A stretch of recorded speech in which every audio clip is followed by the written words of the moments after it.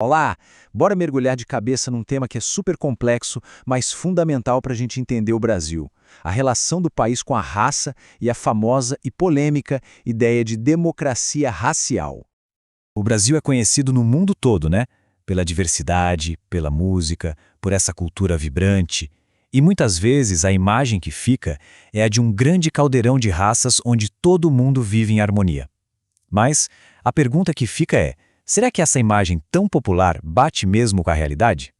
Então vamos começar por aí. A gente vai explorar justamente essa imagem, essa noção de que o Brasil seria uma espécie de paraíso racial. Olha, por décadas, essa ideia de democracia racial foi um pilar da identidade do Brasil.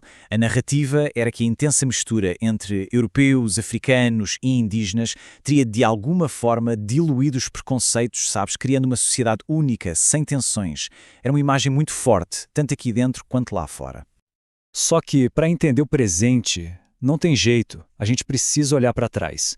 Então vamos agora para as raízes históricas que moldaram o Brasil e que, vamos ver, contrastam e muito com essa imagem de harmonia. E aqui, a escala é realmente chocante. O Brasil recebeu quase 5 milhões de africanos escravizados. Isso é quase metade de todas as pessoas que foram trazidas à força para as Américas. Nenhum outro lugar no mundo dependeu tanto da escravidão. Esse número não é só uma estatística, não é? É a base sobre a qual a economia e a sociedade do país foram construídas por séculos. E essa linha do tempo aqui, ela revela outra coisa fundamental. O Brasil foi a última nação do Ocidente a abolir a escravidão, só em 1888. Enquanto outros países já discutiam direitos civis, aqui a escravidão ainda era lei. Essa abolição tão tardia, feita sem nenhuma política de integração, deixou um legado gigantesco. É exatamente essa história que nos leva para o coração da nossa análise, o mito da democracia racial. Vamos olhar para ele não como uma verdade, mas como uma ideologia que teve consequências bem reais. Tá, mas o que é exatamente esse mito? É a crença de que, por causa de toda essa mistura, o Brasil se tornou um país onde o preconceito racial não existe. O problema é que essa ideia, por mais bonita que pareça, serviu para mascarar, para esconder as desigualdades estruturais profundas que continuaram existindo mesmo depois do fim da escravidão. Essa frase aqui resume perfeitamente a crítica. Ao dizer que o racismo não existia, a ideia de democracia racial tornou muito, mas muito difícil falar abertamente sobre o problema e, consequentemente, lutar contra ele. Afinal, se não tem problema, não há nada para resolver, certo? E como a gente sabe que o problema existe, bom, vamos deixar um pouco a teoria de lado e olhar para o que os dados mostram. É aí que a realidade da desigualdade persistente no Brasil de hoje salta aos olhos.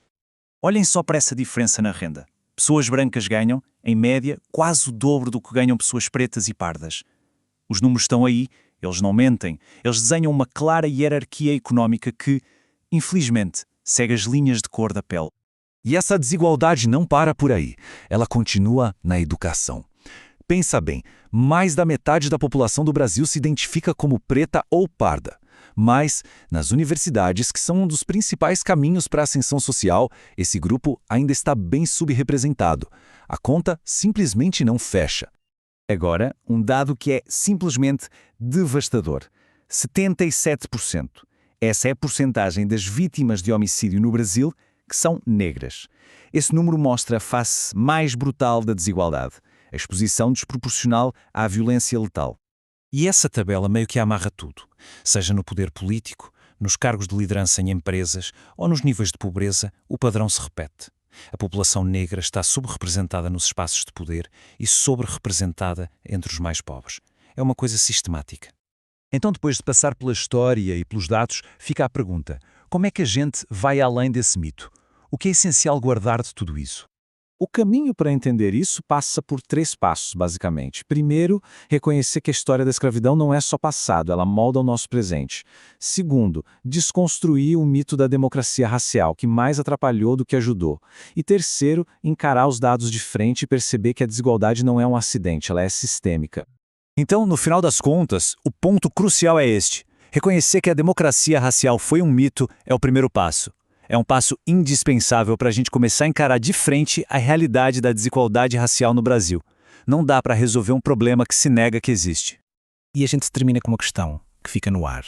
Uma pergunta que ecoa muito além desta conversa. Como se repara a história?